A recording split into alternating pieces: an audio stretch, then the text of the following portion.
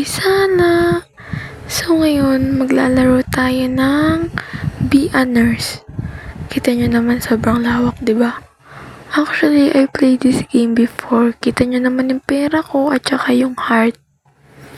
So, kukuha na tayo ng pasyente para magamot na natin siya. Hanap tayo ng room kung saan tayo pwedeng pumuesto.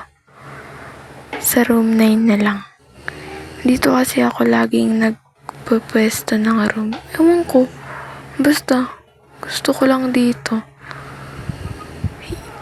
Clean muna natin yung mga dumi para mahiga na natin yung pasyente natin. Yan. Check blood pressure muna natin siya. Kailangan niya ng hydralazine. Tama ba yung basa ko? So, kuha tayo dito ng gamot. Yan. Hanapin natin yan. Antayin na lang natin. Tapos collect. Tapos balik na tayo sa room natin para mabigay na natin yung gamot sa pasyente natin. Kailangan niya ng pain meds. Kita niyo naman kasi kanina na pilay siya, kaya siguro kailangan niya ng pain meds para hindi sumakit yung yung pilay niya. Ba't kaya siya napilayan, no? Siguro nalaglag siya sa puno or nalaglag sa hagdan or natapilok, diba?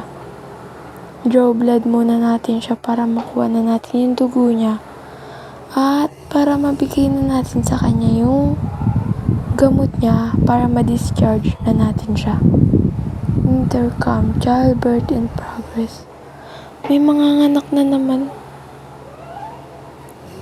Nakuha na natin yung gamot ng pasyente natin. So, balik na tayo. Bigay na natin sa kanya at i-discharge na natin.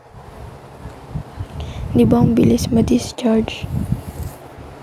Linisin muna natin yung mga yung mga dumi. Para pag may bago na tayong pasyente, hindi naman nakakaya, di ba? Kasi, ang dumi naman ng kwartong pag-i-stayan niya, di ba? Kung di ko lilinisin yun. Nakakaya yun.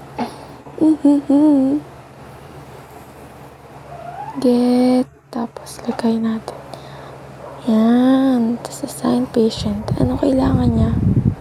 Send muna natin siya sa city at antayin siyang makabalik. Yan, antay. Ay! Hala, ang bilis. Antayin muna tayo ng ilang seconds. Apply plaster. Ano yung plaster? Saan yun? Ay, ito pala. Apply na natin sa kanya yung plaster. Baka mamatay pa to. Call family daw. Naiyak na agad yung nanay. Pero sa bagay, kailangan niyang yelo. Saan yun? Saan yung yelo? Saan yung yelo? Ay, nadaanan ko na pala yung yelo. Hindi pa ako kumuha dun. Hanap na nga lang ako bago. Ito, yelo.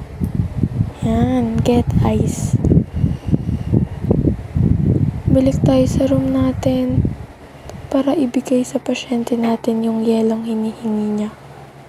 Tapos draw blood na ulit para makuha ko ulit yung dugo niya at para makauwi na siya. Send tubes up. Siguro yung second floor meron din dong nagtatrabaho para sila yung mag-aano ng dugo, tapos sila din yung mag-aano kung anong gamot ba yung ibibigay sa pasyente. Ang galing, no? Lagyan natin sa basura para maayos. Tas clean. Siyempre, linis. Of course, walang katapusang linis. Childbirth in progress. Tamo, mga naman. Kuha na ulit tayo ng pasyente. Hindi, sobrang dami ng pasyente ngayon. Dati kasi pag naglalaro ako madaming pasyente. Ngayon konti lang. Check blood pressure muna natin siya. Kailangan niya ng gamot. So, punta muna tayo dito para makuhaan natin siya ng gamot at maibigay na yun sa kanya. Hanapin na natin yung gamot na kailangan niya. Ano ba yan? Hindi ko kuha. Get ko muna tong insulin para makuha natin yung gamot na kailangan ng pasyente ko. Yan, collect natin. Tapos, balik na tayo sa room 9 para mabigay na natin yung gamot na kailangan niya. Tapos, draw blood na ulit. Siyempre, para after ko mabigay yung gamot niya, madi-discharge ko na siya. Yan. Tayo na lang natin. Nakuha ko na. Balik na ulit tayo sa room 9 para mabigay na sa kanyang gamot at discharge. Tapos linisin muna ulit natin yung kwarto para malinis na siya pag may pasyente na ulit ako. Tapos kuha muna tayo ng linen at lagay na natin sa bed. Balik tayo dito sa may main at kumuha tayo ng pasyente. Ayan. Dali na natin sa ating mahiwagang kwarto. Naks, mahiwaga. EKG muna siya. Tapos, punta tayo dito sa mga doktor para ibigay yung EKG ng pasyente natin. Dito. Ayan. Tapos, balikan na ulit natin yung pasyente natin dahil baka may kailangan siya. Ayun, draw blood na. Ayan, awaiting medication na siya. So, punta na ulit tayo dito para masend na natin yung gamot at para antay natin. Lawak dito, no? Diba? Kita nyo? Yan, tapos na pala. Kunin na natin, tas bigay na natin sa kanya para makauwi na. Tas linisin na ulit natin, syempre. Yan, add linen. Clean. Tas balik ulit tayo dun sa main para makakuha tayo ng pasyente. Yan, ito na lang muna. Tas punta na tayo sa room 9. Ito yung mga room dito, may mga pasyente pero walang, ay, ba't may tao dun? Sa room ko yun eh. Sa room 10 na nga lang ako. Yan. Check muna natin ang blood pressure niya. Kailangan niya ng gamot din. So, punta tayo dito sa Ano pala, by the way, sa mga future nurse dyan, pero ngayong pasukan, hindi pa nurse student, I suggest this game sa inyo. Roblox to, tapos be a nurse siya. Maganda din to kasi may matututunan din kayo dito. Para lang alam niyo yung mga bagay-bagay, yung mga gamit, ganun, diba? Kasi ako, future nurse talaga ako. Kaya, maganda talaga tong laruin. Lalo na sa mga future nurse dyan. Draw blood muna natin siya ulit. Ayan, nagwala siya. Strap natin. Yan. Diba nagwawala siya? Kailangan niya ng restraints. So, punta tayo dito sa, supply room. Press 3. Nasaan na yun? Yun.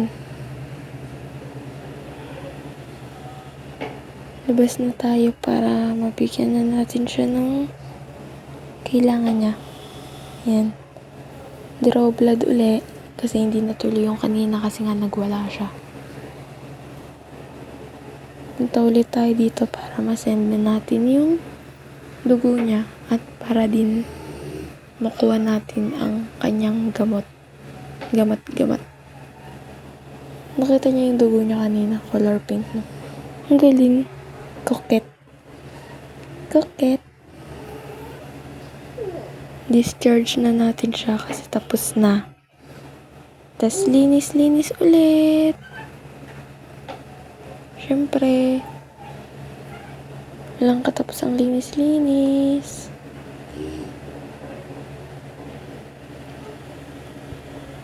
Tas, yan. Malinis na yung kwarto. So, hanap na ulit tayo ng pasyente natin. Para may matulungan ulit tayo, diba? Para naman plus point tayo kay Lord. Hindi yung puro na lang minus points. Kahit sa Roblox yan. Plus point ka kay Lord. Bangis. Check muna natin yung temp niya. Tas draw blood. Ano yun? Mag-discharge agad siya. Diba?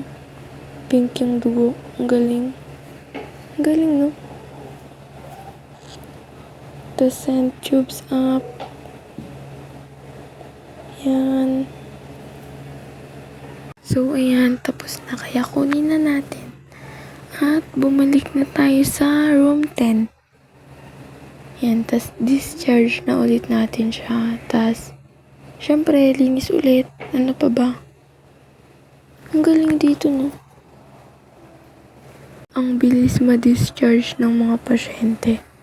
Pero sa totoong buhay, parang abutin ka pa ng 2 to 3 days bago ka ma-discharge. Kasi ang dami pang kinimi gagawin sa'yo, sa katawan mo. Ang daming ituturok sa'yo. Ang daming papainom sa'yo. Diba? Dito, saglit lang eh. Draw blood. Tas send tubes up. Tas, okay na. Uwi na. Ang galing. May pasyente na ulit tayo. Tas kailangan niya ng susukahan. Kaya pupunta ulit tayo sa supply room at kukuha ng vomit bag. Saan yun? Ayun.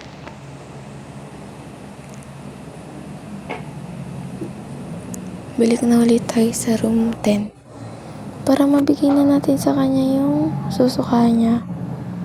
Kailangan niya din ng gamot. So, kuha tayo ng gamot niya dito. Ano nga yun? Kalimutan ko. Ito ba yun? Sige. Pil ko yun eh. Tama ba? Yun. Tama. Galing ko talaga mangula. Grabe.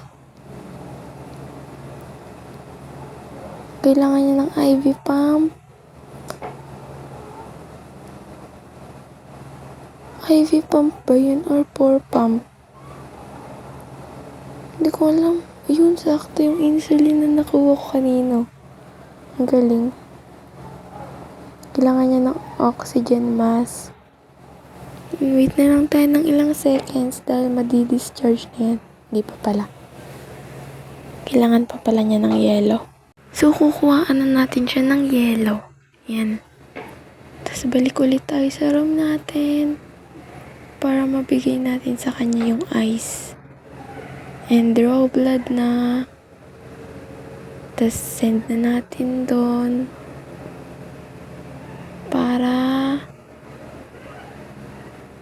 makuha na natin yung kailangan niyang gamot. Okay na yung fiber medication, no? Ayaw pa kunin. Balik na tayo sa room natin at bigay na natin sa kanya yung gamot niya at i-discharge. Di ba ang galing, ang bilis talaga? Tapos linis ulit, syempre.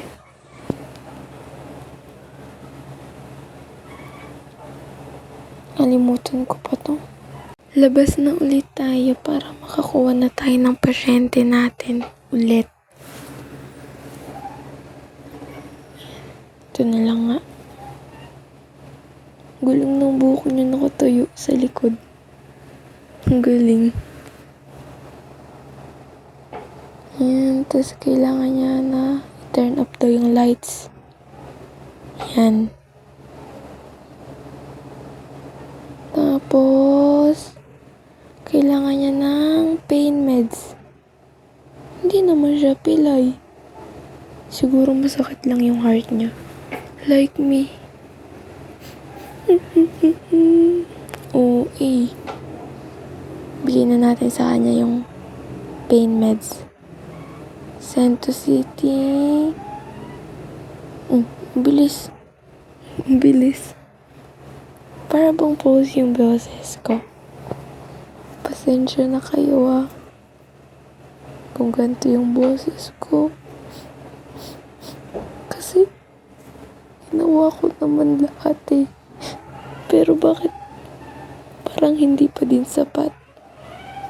Oo talaga. Balik na tayo sa room. Tapos ibigay na natin sa kanya yung gamot niya para ma-discharge na siya. Yan. Tapos linis-linis na ulit tayo para sa pasyente natin na susunod. May susunod pa nga bang pasyente? Wala na pala. Dito na nagtatapos. Bye-bye! Lobat na kasi ako eh. Yun na lang muna. Avisala Eshma!